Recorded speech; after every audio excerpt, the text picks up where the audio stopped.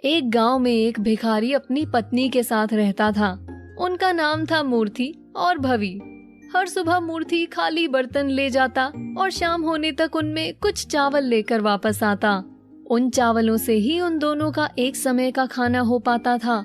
एक दिन मूर्ति के एक दोस्त माधव ने उसे अपने घर बुलाया। जब मूर्ति और भवी उसके घर पहुँचे तो देखा माधव ने उनके खाने के लिए चावल के लड्डू बनाए हुए हैं।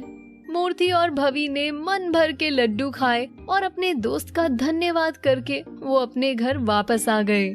भवी को चावल के लड्डू बहुत पसंद आए थे, इसलिए उसने सोचा अब तो मैं अपने घर में इसे बनाकर खाऊंगी। और वो हर रोज कुछ चावल इकट्ठा करने लगी। थोड़े दिन बाद जब उसे लगा कि इतने चावल से मैं लड्डू बना सकती हूँ, तो वो बहुत खुश थी कि बहुत समय बाद उसको अपनी मनपसंद चीज खाने को मिलने वाली है। क्योंकि चावल बहुत कम थे तो सब मिलाकर उससे केवल 5 लड्डू ही बन पाए। भवी बहुत खुश थी और वो अपने पति मूर्ति का इंतजार करने लगी। जैसे ही मूर्ति घर वापस आया, भवी ने लड्डू मूर्ति को परोसना शुरू किए। लड्डुओं को देखकर मूर्ति के मुंह में पानी आ गया। उसने 2 अपनी प्लेट में रखे और 2 भवी को दिए। उसने भवी से पूछा, इस आखिरी लड्डू का क्या करें? ये आखिरी लड्डू या तो तुम खाओगी या मैं खाऊंगा, पर इसका फैसला कैसे होगा कि ये किसे मिलेगा? दोनों आखिरी लड्डू को आधा आधा नहीं करना चाहते थे। मूर्ति सोचने लगा कि इस समस्या का हल कैसे निकाला जाए। कुछ देर सोचने के बाद उसने कहा, एक काम करते हैं, हम अपनी आंखें बंद करके बाहर लेट जाते हैं जैसे हम सो रहे हों।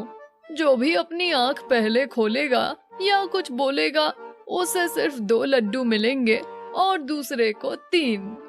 मूर्ति और भवी दोनों को 3 लड्डू खाने थे, इसलिए उन्होंने ऐसा करना ही ठीक समझा।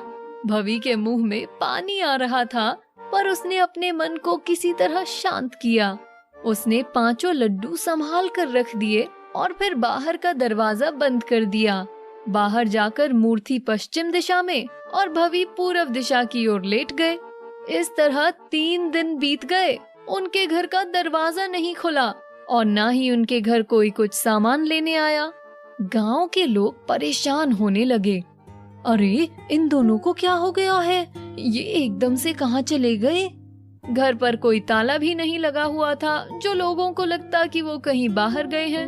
उस गांव के चौकीदार को बुलाया गया। उसने दरवाजा खोलने की कोशिश की, पर दरवाजा नहीं खुला। गांव वालों की फिक्र बढ़ गई।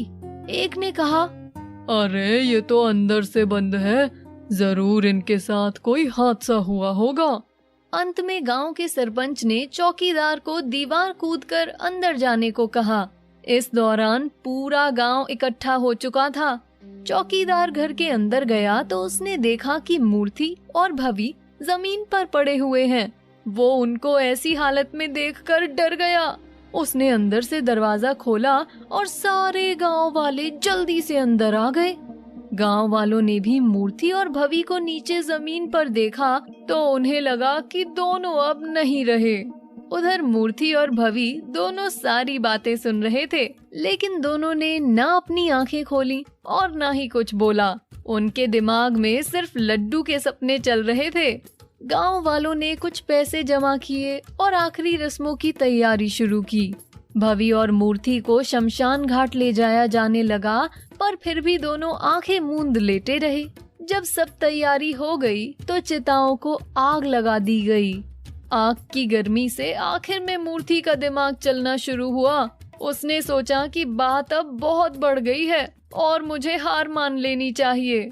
मूर्ति एकदम से बोल पड़ा, मैं 2 लड्डू से ही संतुष्ट हूँ। उसके तुरंत बाद एक महिला की आवाज आई, मैं जीत गई, मुझे अब 3 लड्डू मिलेंगे। गांव वाले आवाजें सुनकर बहुत डर गए और वहां से भाग खड़े हुए, लेकिन एक बहादुर आदमी उनके पास खड़ा रहा। उसने मूर्ति और भवी के पास जाकर पूरा किस्सा जाना और फिर आके सब गांव वालों को भी बताया। उस दिन के बाद सब गांव वाले मूर्ति को लड्डू भिखारी के नाम से बुलाने लगे और वो जहां जाता लोग उसे दान में लड्डू देने लगे।